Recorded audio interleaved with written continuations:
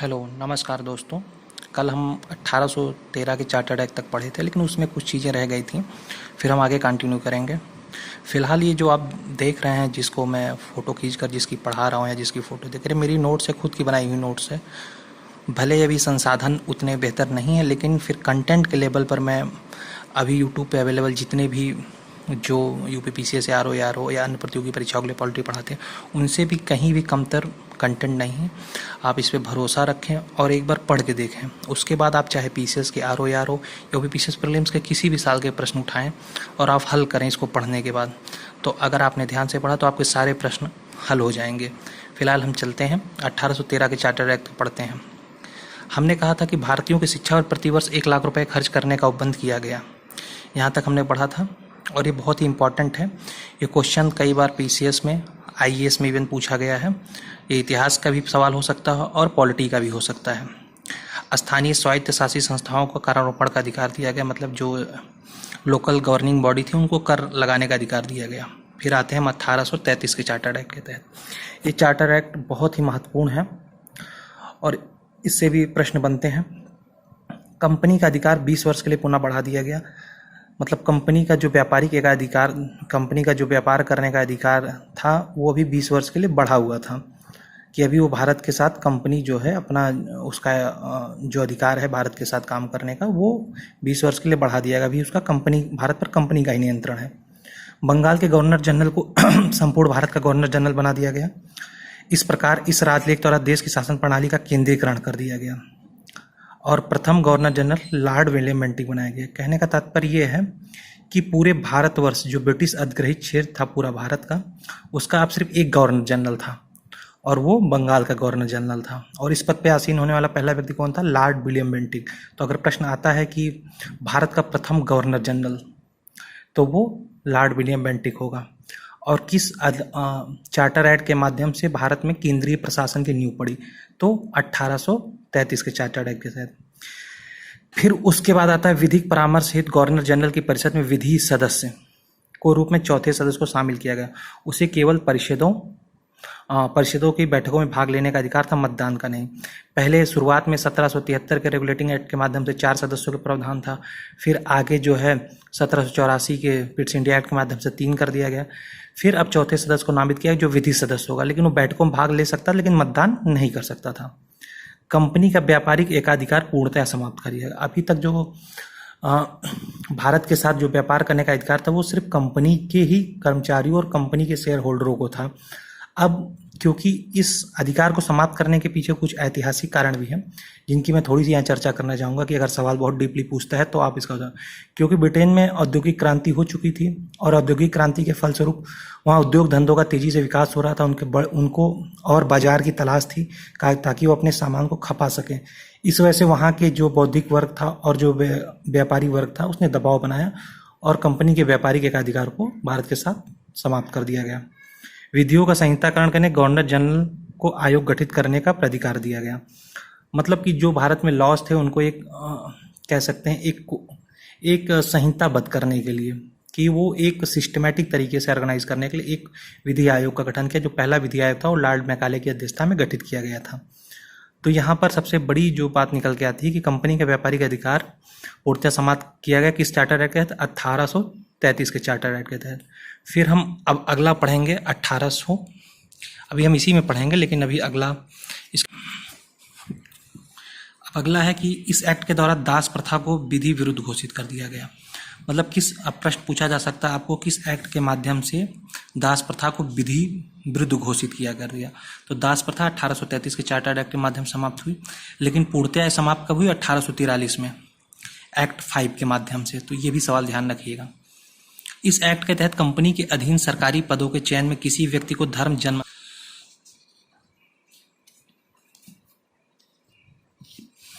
इस एक्ट के तहत कंपनी के अधीन सरकारी पदों के चयन में किसी व्यक्ति को धर्म, जन्म स्थान, मूल वंश या रंग के आधार पर अयोग्य नहीं ठहराए जाने का उपबंध किया गया।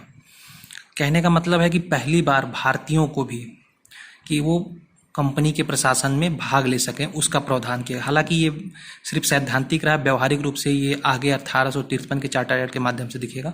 लेकिन पहली बार चर्चा की गई तो एक प्रश्न ये बनता है, किस अधिनियम ने भारतवासियों को अपने देश के प्रशासन में कुछ हिस्सा लेना संभव बनाया? ये पीसीएस 2012 में पूछा भी गया है। तो हमेशा 1833 के चार्टर एक्ट, भले सैद्धांतिक था लेकिन आप हमेशा 1833 के चार्टर एक्ट की ही बात करेंगे। अब हम आते हैं 1853 के चार्टर एक्ट पे। इसके माध्यम से सबसे पहले हम समझते हैं कि इस अधिनियम द्वारा विधायी कार्यों को प्रशासनिक कार्यों से पृथक करने की व्यवस्था की गई। विधि निर्माण हेतु भारत में एक अलग 12 सदस्यीय विधान परिषद की स्थापना की। मतलब जो कानून बनाने का काम और एडमिनिस्ट्रेशन का काम दोनों अलग कर दिया गया, और विधि निर्माण के लिए एक 12 सदस्यीय विधान परिषद की स्थापना की गई कि अब एक 12 सदस्यीय विधान परिषद होगी, वही विधि बनाएगी। बंगाल के प्रशासनिक कार्यों के लिए पृथक लेफ्टिनेंट गवर्नर नियुक्त हुए, क्योंकि बंगाल उस समय भारत का सबसे बड़ा प्रांत था।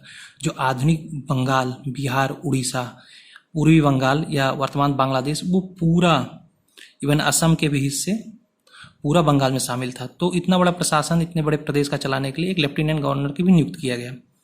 विधि सदस्य को गवर्नर जनरल की परिषद का पूर्ण सदस्य बना दिया गया। जो 1833 के चार्टर एक्ट के माध्यम से एक विधि सदस्य की नियुक्ति की बात थी, लेकिन वो मतदान नहीं दे सकता था, अब वो पूर्ण सदस्य बना दिया गया। इसका मतलब वो मत भी अपना दे सकता है। कंपनी के कर्मचारियों की नियुक्ति के लिए नामजदगी के स्थान पर प्रतियोगी परीक्षाओं का आधार बनाया गया। तो सबसे पहले क्या होता था कि जो कंपनी के कर्मचारी होते तो जो वहाँ के जो ईस्ट इंडिया कंपनी थी उसके शेयर होल्डर बस नॉमिनेट कर देते थे भाई कि ये फला आदमी कंपनी का कर्मचारी होगा, और उनको थोड़ा सा प्रशिक्षण देकर भारत भेज दिया था। लेकिन अब वो व्यवस्था इस चार्टर एक्ट के माध्यम से समाप्त हो गई, और ये दर्शाया गया कि अब जो है प्रतियोगी परीक्षाओं के माध्यम से ही कर्मचारी चयनित होंगे। तो ये हमेशा ध्यान रखने के बाद बहुत ही मोस्ट इंपॉर्टेंट है, सवाल पूछा सकता है। किस एक्ट के तहत सबसे पहले प्रतियोगी परीक्षाओं का प्रावधान किया गया? तो वो 1853 के चार्टर एक्ट के माध्यम से। ब्रिटिश संसद किसी भी समय कंपनी के शासन को समाप्त करने का अधिकार दे दिया गया। अब कहने का मतलब ईस्ट इंडिया कंपनी जो भारत में शासन करी थी उसको कभी भी समाप्त किया जा सकता है। ये 1853 के चार्टर एक्ट में बातें लिखी हुई हैं। निदेशक मंडल के सदस्यों की संख्या 24 से कम करके 18 कर दी गई। जो बोर्ड ऑफ डायरेक्टर्स थे उनके सदस्यों की संख्या घटा दी गई। अब इसी दौरान 1853 के बाद बीच में 1857 का विद्रोह होता है, और इतना बड़ा विद्रोह होता है कि अंग्रेजों को लगता है कि एक बार उनको अपना बोरिया बिस्तर समेट के वापस इंग्लैंड जाना पड़ेगा। फिलहाल उन्होंने भारतीयों के इस विद्रोह का दमन किया, और बहुत ही क्रूरता से दमन किया। फिर उसके बाद एक नया एक्ट आता है, भारत शासन अधिनियम 1858। उसके माध्यम से काफ़ी कुछ परिवर्तन देखने को मिलेगा, और ये बहुत ही एक टर्निंग पॉइंट है इंडियन कॉन्स्टिट्यूशन के लिए।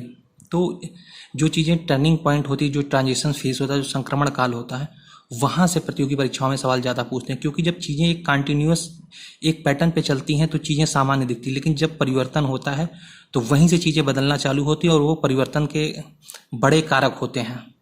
इस वजह से वहाँ से सवाल पूछता है। तो 1858 के जो भारत शासन अधिनियम है वहाँ से प्रश्न जरूर बनेगा। अब आते हैं, इस कानून के द्वारा भारत का शासन जो है कंपनी के हाथों से ले लिया गया और उसको ब्रिटिश ताज के अधीन कर दिया। जैसा 1853 के चार्टर एक्ट में कहा भी गया कि कंपनी का जो शासन हो कभी भी ले लिया जा सकता है, समाप्त कर दिया जा सकता है, और ऐसा ही 1858 के भारत शासन अधिनियम के माध्यम से किया। निदेशक मंडल जो कोर्ट ऑफ डायरेक्टर्स था, और नियंत्रक मंडल, कोर्ट ऑफ डायरेक्टर जो व्यापारिक मामले देखता था, नियंत्रक मंडल बोर्ड ऑफ कंट्रोल जिसे कहते थे, वो राजनीतिक मामले समाप्त कर दिया गया, और उसके समस्त अधिकार भारत सचिव का एक पद सृजित किया गया। अनिवार्यता ब्रिटिश संसद और ब्रिटिश मंत्रिमंडल का सदस्य होता था दे दिया गया। मतलब कोर्ट ऑफ डायरेक्टर्स और बोर्ड ऑफ कंट्रोल को समाप्त कर दिया गया, और उन दोनों को मिलाकर या उन दोनों को समाप्त करने के बाद एक नए समझिए कि विभाग का गठन किया गया, जिसे भारत सचिव, नए पद का सृजन किया जिसे भारत सचिव कहते थे। और भारत सचिव ब्रिटिश मंत्रिमंडल का एक सचिव मंत्री होता था। कहने का मतलब है ब्रिटिश कैबिनेट का, ब्रिटिश सरकार का एक मंत्री होता था, वो भारत सचिव होता था। भारत सचिव की सहायता के लिए, भारत सचिव का पद सृजन किया तो उसकी सहायता के लिए सदस्यों की भी जरूरत पड़ी। तो उसमें आगे प्रावधान है कि भारत सचिव की सहायता के लिए 15 सदस्यों की एक सभा भारत परिषद बनाई गई, स्थापना की गई। शासन के इस भाग को भारत सचिव प्लस भारत परिषद, गृह सरकार कहा गया। कहने का मतलब है जब आपने भारत सचिव का पद का सृजन किया तो एक भारत परिषद भी बनाई, और भारत परिषद में 15 सदस्यों को अपॉइंट किया, जिसे होम गवर्नमेंट कहा, जिसे गृह सरकार कहा गया। 15 सदस्य जो होते हैं उसमें 8 सदस्य सम्राट द्वारा नामित किए जाते थे और 7 सदस्य बोर्ड के डायरेक्टर द्वारा नियुक्त किए जाते थे। जो ईस्ट इंडिया कंपनी का बोर्ड था, वो ईस्ट इंडिया कंपनी समाप्त नहीं हुई थी। कहने का मतलब ये है कि उसका जो भारत पे शासन करने का अधिकार था उसको समाप्त किया गया था। ठीक है, हम आगे देखते हैं। 1858 के ही कुछ आगे प्रावधान हैं, उनको देखने का प्रयास करते हैं, जिनसे चीज़ें और क्लियर होंगी। भारत सचिव और उसके परिषद के सदस्यों का वेतन व अन्य खर्चे भारतीय राज्यों से देने पड़ते थे। कहने का मतलब जो भारत सचिव और उसकी परिषद थी, वो जो भी खर्चा, जो भी काम करते, उनका वेतन, पेंशन, भत्ते जो भी थे, वो भारत के राज्यों से, जो भारत से आए होती, उसी से दिया जाता था। भारत के गवर्नर जनरल का नाम बदलकर वायसराय कर दिया। सबसे इंपॉर्टेंट क्वेश्चन है, करीबन 50 बार हर एग्जाम में पूछा गया। प्रश्न ऐसे पूछा जाता है कि किस अधिनियम के तहत गवर्नर जनरल का नाम बदलकर वायसराय कर दिया गया। तो वायसराय का नाम वायसराय कर दिया गया। तो ये 1858 के भारत शासन अधिनियम के तहत किया गया। और पहला वायसराय कौन बना? Lord Canning. कैनिंग के समय ही 1857 का विद्रोह हुआ था और वही भारत का पहला, जब विद्रोह हुआ तो वो गवर्नर जनरल था, विद्रोह होने के बाद जब अधिनियम आया तो वो वायसराय बना। फिर हम आते हैं परिषद अधिनियम 1861। भारत परिषद अधिनियम 1861। अब इसके माध्यम से विकेंद्रीकरण की नीति थी। तो सबसे पहला प्रश्न ये बनता है कि किस कानून के, किस अधिनियम के तहत विकेंद्रीकरण की नींव पड़ी? तो भारत परिषद अधिनियम 1861 के माध्यम से इस अधिनियम ने केंद्रीकरण के स्थान पर विकेंद्रीकरण की नीति की शुरुआत की। ठीक है। गवर्नर जनरल को विधायी कार्य हो, नए प्रांत का निर्माण तथा नवनिर्मित प्रांत को गवर्नर, लेफ्टिनेंट गवर्नर नियुक्त करने का अधिकार दिया गया।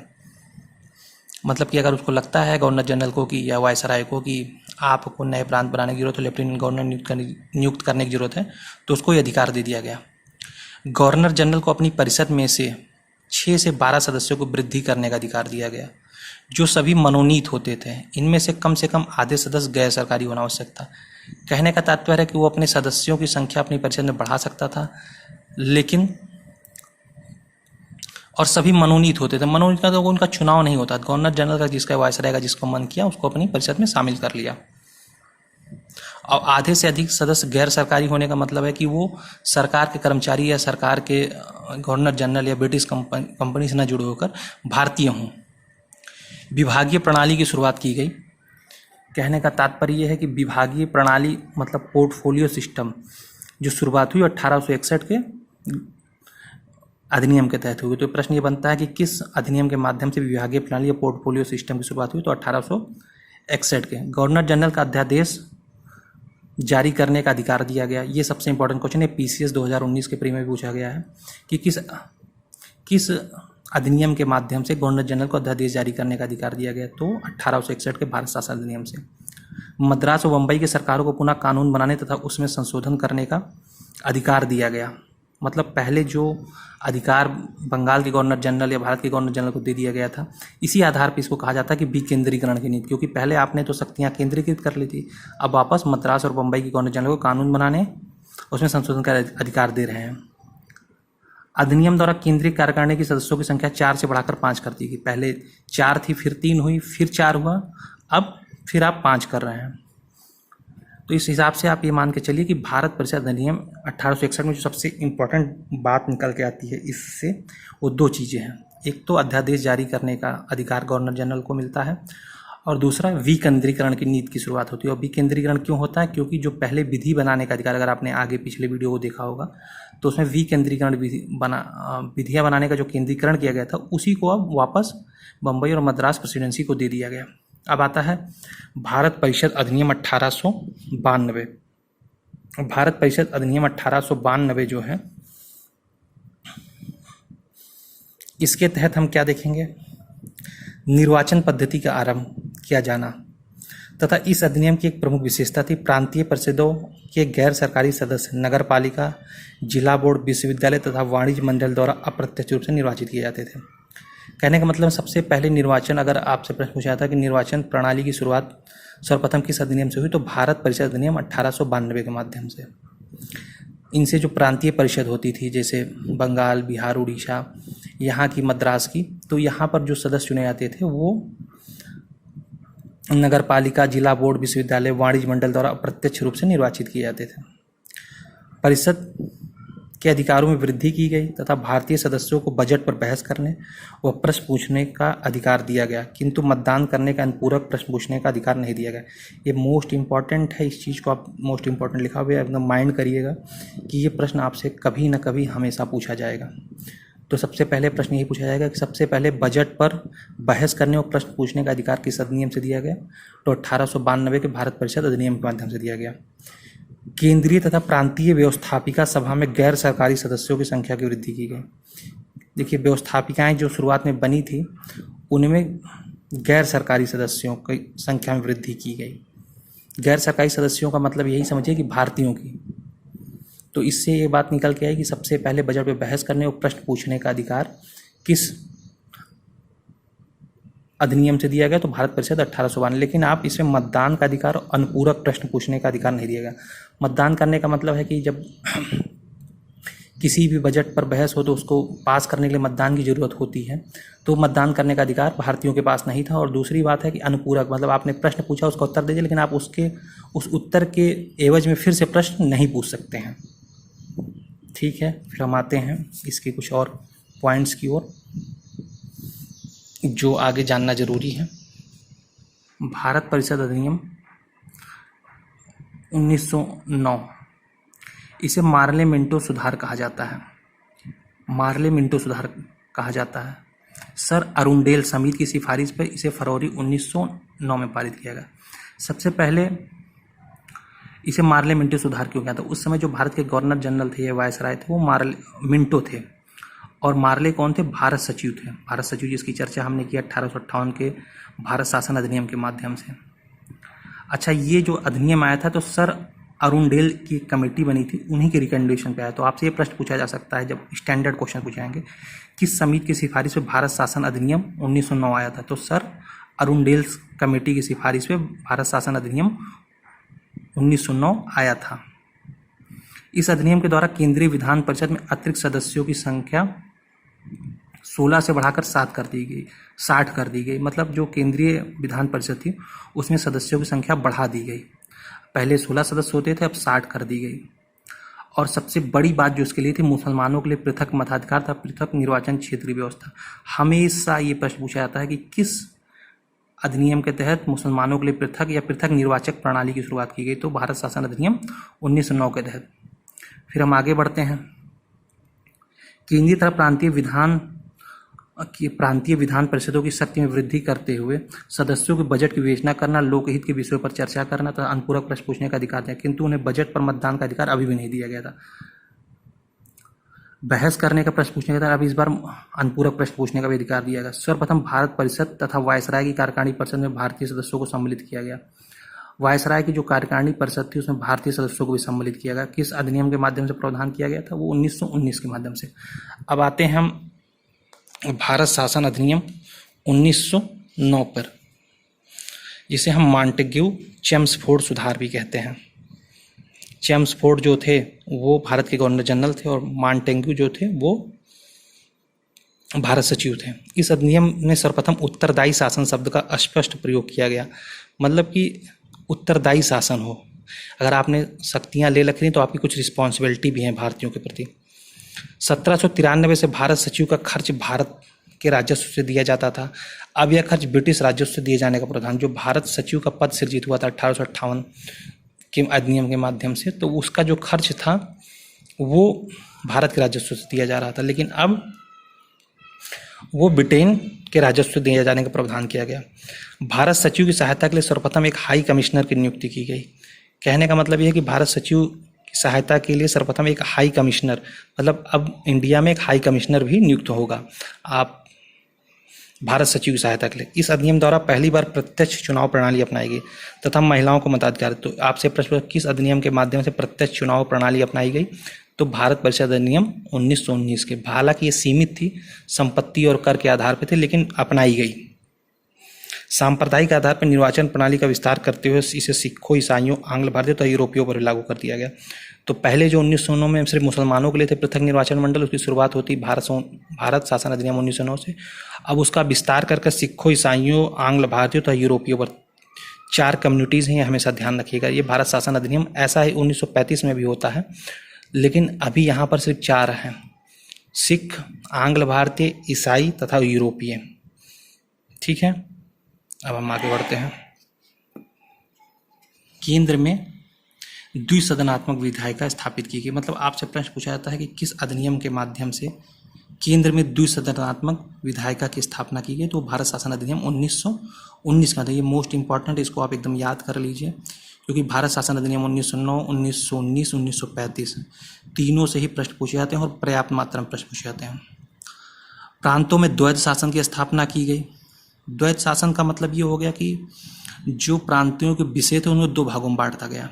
एक हो गया सुरक्षित विषय और एक हो गया हस्तांतरित विषय। सुरक्षित विषय से राजस्व, न्याय, वित्त, पुलिस, और हस्तांतरित विषय से स्थानीय स्वशासन, शिक्षा व स्वास्थ्य।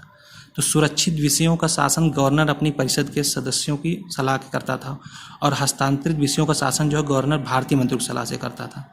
कहने का मतलब है कि जो महत्वपूर्ण विभाग थे, महत्वपूर्ण विषय थे, उनको गवर्नर ने अपने पास रख लिए, और जिनमें सिर्फ और जिम्मेदारी थी लेकिन अधिकार कुछ नहीं थे, वो भारतीयों को दे दिया गया।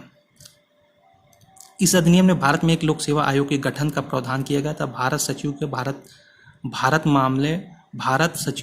को भारत में महालेखा परीक्षक नियुक्त करने का अधिकार दिया गया। तो इससे सबसे पहले पूछा जा सकता है कि किस अधिनियम के माध्यम से लोक सेवा आयोग की स्थापना का प्रस्ताव रखा गया। तो भारत शासन अधिनियम 1919 के माध्यम से। ये मोस्ट इंपॉर्टेंट है, कई परीक्षाओं में पूछा जा चुका है। प्रत्यक्ष निर्वाचन के लिए पहली बार सीमित संख्या में संपत्तियों कर का आधार बनाया गया। मतलब प्रत्यक्ष निर्वाचन होगा, लेकिन जिनके पास संपत्ति और कर देने का जो उनके पास पर्याप्त संपत्ति और कर देने का अधिकार कर देते थे, वही जो है इस चुनाव में भाग ले सकते थे या मतदान कर सकते थे।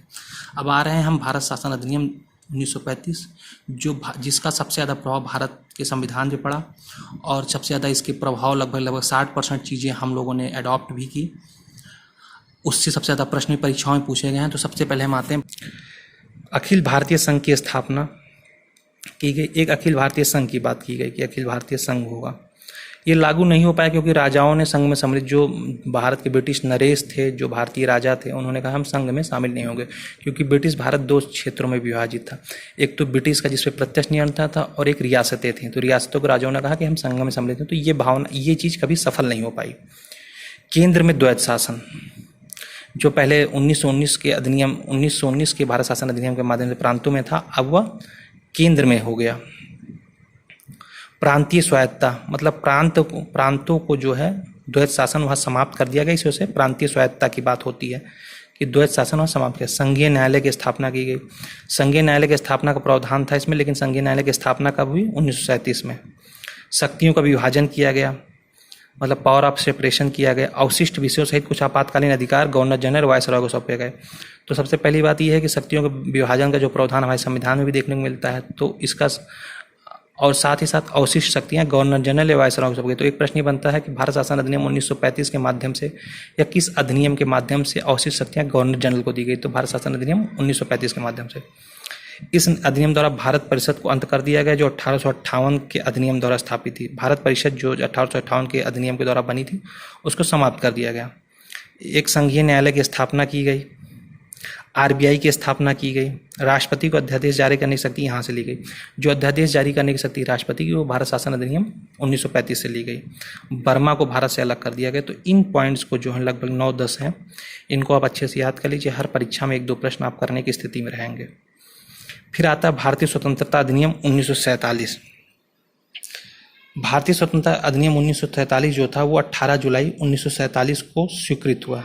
कहने का मतलब ब्रिटेन के House of Lords, House of Common से पास होने के बाद जो उसकी फाइनली स्वीकृति हुई वो 18 जुलाई 1947 को हुई। ये प्रश्न पीसीएस में कई बार पूछा गया, तो ये आप ध्यान रखिएगा। भारत शासन अधिनियम 1947 की स्वीकृति कब हुई? तो 18 जुलाई 1947 को। 15 अगस्त 1947 को 2 डोमिनियन राज्य पाकिस्तान एवं भारत की स्थापना की जाएगी। दोनों राष्ट्रों के लिए पृथक पृथक गवर्नर जनरल नियुक्त किए दोनों राष्ट्रों के लिए पृथक पृथक गवर्नर जनरल नियुक्त किए गए। भारत के लिए वायसराय लॉर्ड माउंटबेटन को गवर्नर जनरल बनाया गया। दोनों देशों के लिए अलग अलग संविधान सभा का गठन किया गया जाएगा, और वर्तमान संविधान सभा ही नए संविधान के बनने और लागू होने तक विधानमंडल के रूप में कार्य करेगी।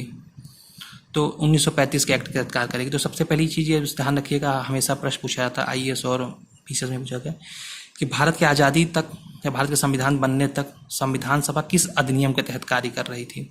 तो वो भारत शासन अधिनियम 1935 के एक्ट के तहत कार्य कर रही थी। ये बहुत ही इंपॉर्टेंट, बहुत ही माइन्यूट क्वेश्चन है जो सामान्यतः विद्यार्थी मिस कर देते हैं। देशी रियासतों को भारत या किसी भी या पाकिस्तान किसी भी अधिराज्य में शामिल होने की छूट, या तो आप भारत में शामिल होइए या पाकिस्तान में जाइए, ये आपके ऊपर डिपेंड कर दिया गया है। भारत मंत्री का पद भी समाप्त कर दिया है, जो बना था 1858 के अधिनियम से, वो भी समाप्त कर दिया गया। दोनों अधिराज्यों की सीमाओं का निर्धारण के लिए एक सीमा आयोग गठित किया गया, जिसे हम रेड क्लिफ आयोग के नाम से भी जानते हैं। पूर्वी बंगाल, पश्चिमी पंजाब, सिंध, पश्चिमी उत्तर सीमा प्रांत और असम का सिलहट जिला पाकिस्तान में तथा शेष भाग भारत में सम्मिलित होना था।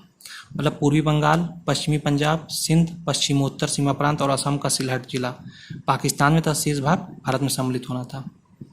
इस प्रकार हम देखते हैं कि भारत शासन अधिनियम 1935 और भारतीय स्वतंत्रता अधिनियम 1947 तक हम ऐतिहासिक पृष्ठ में। अब हम सीधे संविधान के निर्माण पर आएंगे और सबसे पहले हम भारतीय संविधान के निर्माण में जो जो प्रक्रियाएं, जो जो समितियां और जो जो प्रावधान थे, शुरुआत वहाँ से करेंगे। और आज के लिए अब इन ऐतिहासिक पृष्ठभूमि शुरुआत में भले थोड़ी सी एक रुचिकर विषय नहीं होता है और सब लोग पढ़ते भी नहीं, लेकिन ये मान के चलिए सबसे कठिन भारतीय संविधान को आप तो समझ जाएंगे आसानी से कॉन्सेप्चुअली, लेकिन इस चीज़ को आप गहराई से जब तक बार बार नहीं पढ़ेंगे तो आप इस चीज़ को समझ नहीं पाएंगे। और जब तक ये यहाँ के एक दो प्रश्न आप हमेशा गलत करते रहोगे, जब तक इस चीज़ को गहराई से नहीं समझोगे। इस वजह से इस पर ध्यान दीजिए और मेरा सपोर्ट करिए, मेरे चैनल को लाइक करिए, सब्सक्राइब करिए और शेयर करिए, क्योंकि जब तक आप लोग सब्सक्राइब नहीं करेंगे मेरा मोटिवेशन हाई रहेगा और मैं डेली 1 से 2 वीडियो डालूंगा। और आप देखते देखते आप अपने जीएस के सारे पोर्शन के वीडियो, पॉलिटी चल रही है उसके बाद हिस्ट्री, इकोनॉमी, इन्वायरमेंट, करंट के भी डालना चालू करूँगा। लेकिन अब पीसीएस प्री और आरओ के लिए एकदम फोकस्ड तरीके से उस पर भी काम चल रहा है। पहले ये धीरे धीरे थोड़ा सा आप लोग देखनिए और शेयर करिए, फिर मैं नियमित रूप से डालूंगा। ठीक है, ओके, मिलते हैं नेक्स्ट वीडियो में।